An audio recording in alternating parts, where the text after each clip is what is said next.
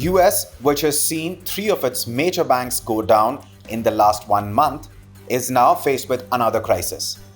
Treasury Secretary Janet Yellen sounded the ominous alarm on Monday. She said if the debt ceiling is not raised by the Congress, the US could run out of money to pay its bills by June 1st. To be able to get more money, US needs to raise its debt ceiling. But raising the debt ceiling has become a political slugfest. Biden has locked horns with the US Congress, which wants Biden to negotiate raising the debt ceiling and seek deep spending cuts on climate legislation recently passed by the Democrats in return. But before we discuss the politics involved, let's go over a few basics. To begin with, what is the debt ceiling? The debt ceiling, sometimes known as the debt limit, sets a limit on the total sum of money that the federal government is allowed to borrow through the purchase of US Treasury securities such as bills and saving bonds to meet its debt commitments.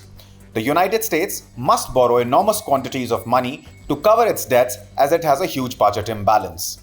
Now, America reached its financial ceiling on January 19th. As of right now, the Treasury Department will start using what they call extraordinary measures to keep paying the government's debts. These policies are simple tools for fiscal accounting that limit some government spending so that the bills may be paid. By June, those alternatives will also have run out. So could the US actually run out of money?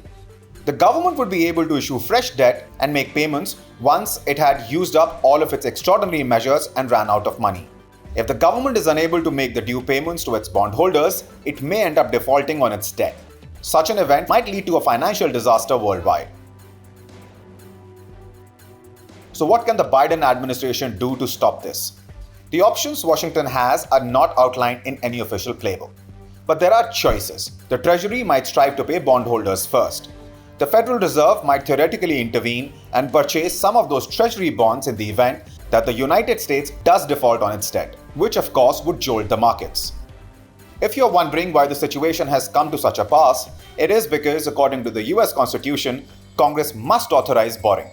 The debt limit was instituted in early 20th century so that the Treasury would not need to ask permission each time it has to issue debt to pay bills. So now President Biden and US lawmakers must reach a swift agreement to avoid defaulting on the nation's debt.